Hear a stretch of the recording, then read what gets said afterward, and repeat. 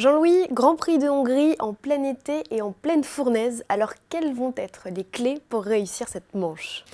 Bien, tout d'abord, bien régler sa voiture. On sait que le Grand Prix de Hongrie nécessite une voiture comme Monaco, c'est-à-dire les ailerons braqués au maximum, les suspensions assouplies quasiment au maximum, d'abord parce qu'il y a des bosses, et deuxièmement, il faut de la motricité en sortie de virage lent, et donc, quand vous avez des voitures souples, ça favorise ce phénomène. Et puis, il va falloir savoir, mais ça ce n'est pas nouveau, se débrouiller avec les pneus. On sait que chez Pirelli, on adopte pour la Hongrie la gamme moyenne, c'est-à-dire que les médiums sont les plus durs, les super soft les plus tendres. On n'est pas dans les ultra soft comme à Monaco par exemple. Et heureusement. Et heureusement parce que l'asphalte a changé. Comment vont faire les pilotes? Est-ce qu'on peut s'attendre à des grosses surprises? Oui, parce que des gens sérieux comme Padilov, le patron technique de Mercedes, eh bien, fait remarquer que c'est compliqué parce que le revêtement est assez agressif et même plutôt très agressif. Et qu'en l'occurrence, est-ce qu'ils ont choisi les bons pneus avec la chaleur qui va régner? Est-ce qu'on va avoir des surprises plutôt mauvaises comme c'est arrivé pour Vettel en Autriche?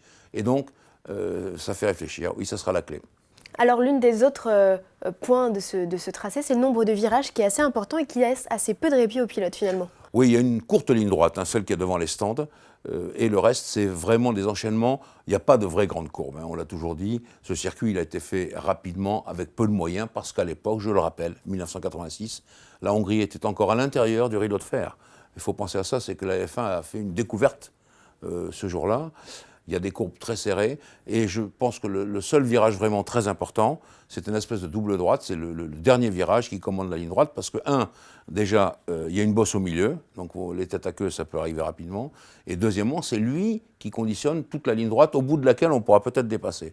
Et en l'occurrence, donc, il faut faire attention à ça. Sinon, le reste n'a pas beaucoup d'intérêt, mais vous savez que ces grands prix un peu bizarroïdes, avec des circuits qui ne sont pas très parlants, ça donne souvent des courses très amusantes. On l'a vu déjà l'an passé d'ailleurs, et encore d'autres années, et c'est ça qui est amusant. La Hongrie, c'est un rendez-vous que les gens ne veulent pas manquer. D'habitude, c'est le dernier Grand Prix avant les vacances, là, ça ne l'est pas. Il y aura encore l'Allemagne une semaine plus tard, mais c'est quand même un rendez-vous très sympa et qui fait vibrer, on sent les vacances, les spectateurs, il y a beaucoup de touristes, tout le monde est là, et c'est d'un Grand Prix où on s'amuse.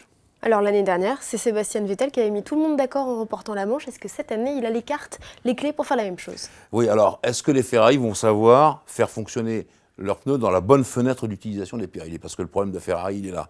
L'an passé, on sait très bien que c'était les Mercedes qui avaient planté leur départ complètement, et en l'occurrence, Vettel était parti en tête, et puis ensuite Raikkonen avait rejoint, donc la course était assez difficile, et comment dirais-je, les Mercedes étaient assez loin finalement dans le peloton, parce qu'il y a aussi cette idée de trafic important en Hongrie, où on ne peut pas beaucoup dépasser, au bout de la ligne droite seulement, à moins de faire des choses un peu bizarres, et donc ça va jouer.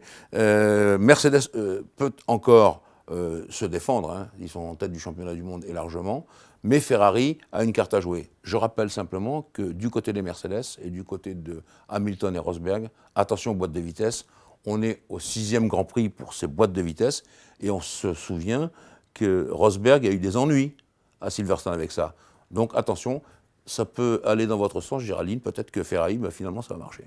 La chamaillerie aussi, la rivalité plutôt entre les deux pilotes, Nico Rosberg et Lewis Hamilton, peut également jouer là-dessus.